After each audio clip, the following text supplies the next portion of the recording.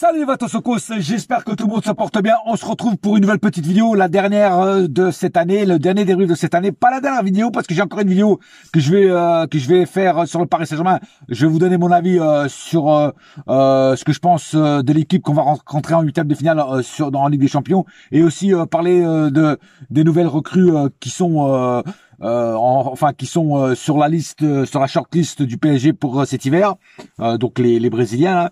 Mais aujourd'hui c'est le dernier débrief de l'année 2023.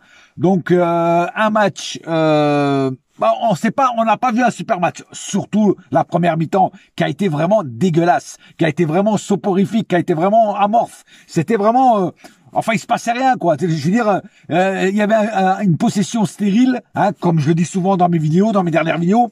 Le PSG a lancé la mode de la possession stérile cette année parce que voilà, ils se passent la balle entre eux. Ok, ils gardent la balle. Bon, après Metz n'a pas vraiment n'a pas proposé grand chose non plus en première mi-temps. Hein, voilà, donc on était tranquille, quoi. Voilà, donc vraiment une première mi-temps vraiment dégueulasse. Vraiment, j'ai vraiment pas aimé. Je pense que j'ai pas été le seul. Deuxième mi-temps un peu mieux, on est bien entré avec de l'envie de gagner ce match. Donc voilà, donc qui a engendré aussi le premier but de Vitinha. Après, on s'est réendormi en deuxième mi-temps. Hein, on a bien joué pendant 20 minutes. Après, on s'est réendormi. Et puis vers la fin, on a eu un réveil encore une fois. Et là, on s'est réveillé encore une fois pour finaliser le match et gagner le match. On va pas dire haut la main, mais avec un score quand même assez bon, 3-1. On aurait pu éviter de se faire marquer un but. On aurait fait un bon clean sheet, mais on n'arrive pas à garder un score même contre un FC Metz. Mais bon, c'est comme ça. C'est le foot, c'est la dure loi du foot. Donc une deuxième mi-temps beaucoup plus intéressante à regarder, parce que la première mi-temps, franchement, je pense que tout le monde s'est endormi devant, quoi, parce que c'était vraiment oh là là, moi j'étais là, je me suis dit mais qu'est-ce que je fais là, putain, pourquoi je suis pas en train de regarder Olivier Tom devant un bon feu de bois, quoi, je veux dire, parce que c'était vraiment une première mi-temps dégueulasse, comme j'ai dit. Enfin bref, donc pas grand chose à dire sur ce match, hein. On va passer tout de suite aux statistiques du match.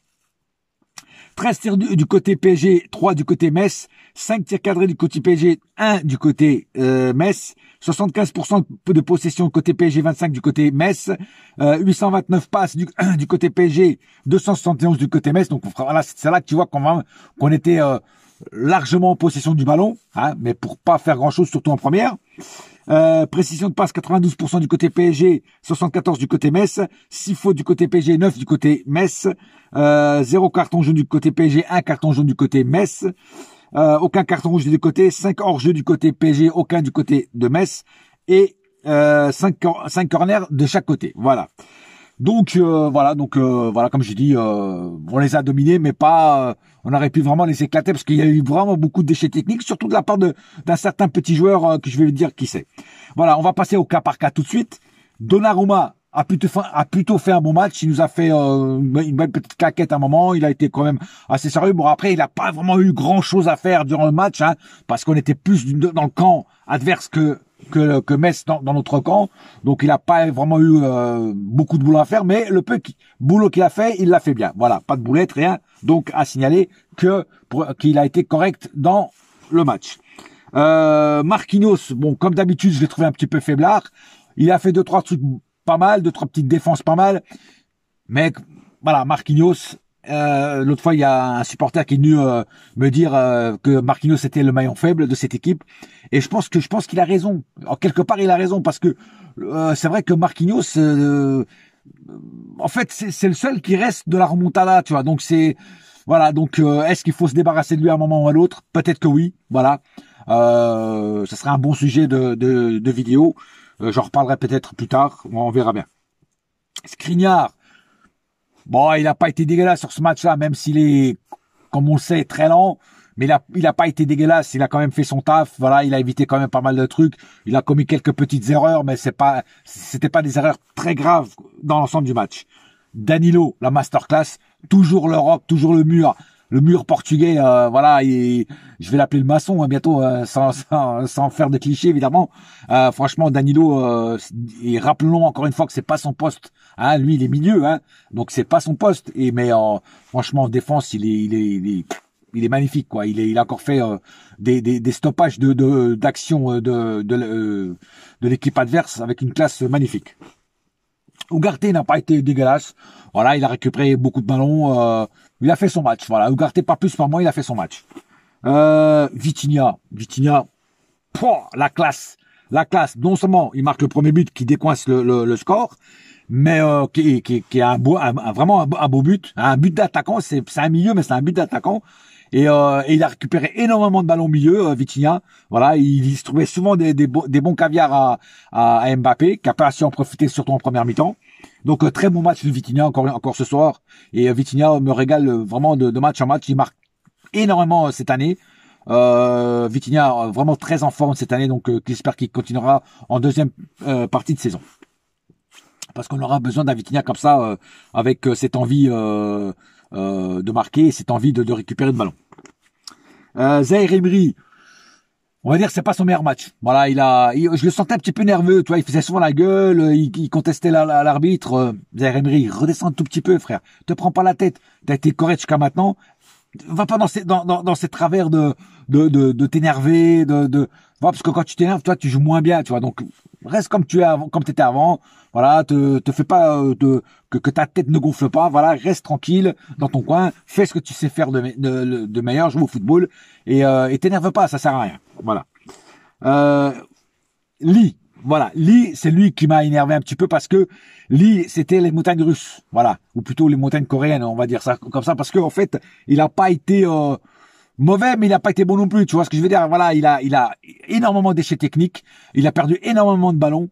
Alors il en a récupéré quelques-uns aussi, tu vois, mais il a perdu énormément de ballons. Voilà, c'est ce que je reproche à Lee. Il se précipite trop, des fois il fait les mauvais choix, les mauvaises passes, et puis voilà, comme je dis, il perd énormément de ballons et ça c'est pas normal, voilà. Donc Lee à améliorer, tous ces déchets techniques, parce que c'est trop dans un match. T'en as trop fait par exemple ce soir, tu vois ce que je veux dire, trop de déchets techniques. Barcola a fait son match, pas plus pas moins. On peut pas dire qu'il a été étincelant. Voilà, il a créé quelques actions, mais ça n'a pas été non plus voilà un dieu de l'arène, quoi. On va dire ça comme ça. Kolo Muani, il m'a déçu énormément. Voilà, il a créé rien. C'était le néant en première mi-temps, rien. En deuxième mi-temps, pas fait grand chose non plus. Kolo Muani, franchement, ça sera mon flop de ce match. Je l'ai trouvé vraiment très mauvais, quoi. Voilà, très très mauvais Kolo Muani, voilà. Mbappé. Alors Mbappé en première mi-temps, je l'ai pas trouvé bon. Raté beaucoup de choses, pas concentré. Voilà, bon, le Mbappé qu'on n'aime pas. En deuxième mi-temps, beaucoup mieux. Je sais pas si c'est fait pousser les bretelles par Luis Enrique. D'ailleurs, à un moment, il a été faire une accolade à Luis Enrique. Luis Enrique lui a dit quelque chose, je sais pas. Bon, bien sûr, on sait pas ce qu'il lui a dit. Mais en tout cas, il a été beaucoup mieux. Et puis son but en lucarne, magnifique. Et le deuxième d'ailleurs, magnifique aussi parce que le deuxième, en fait, le joueur de Metz commet une erreur. La rapidité de Speedy Gonzalez dit Mbappé a fait le reste et il a juste à dribbler un petit peu le gardien et puis il a marqué au fond. Voilà, donc il a été en même temps opportuniste. Donc très bonne vision de jeu là en deuxième mi-temps. Donc c'est les deux buts et ces deux choses là, cette vision qu'il a eue pour moi a sauvé son match parce que moi je le voyais vraiment partir dans un match de merde. Voilà, quand j'ai vu la première mi-temps, j'ai vraiment pas aimé, mais la deuxième il s'est vachement rattrapé. Donc voilà, on peut dire qu'il a raté sa première mi-temps mais réussi complètement sa deuxième mi-temps. Ramos, la rentrée de Ramos n'a pas été dégueulasse, il a failli marquer, c'est dommage.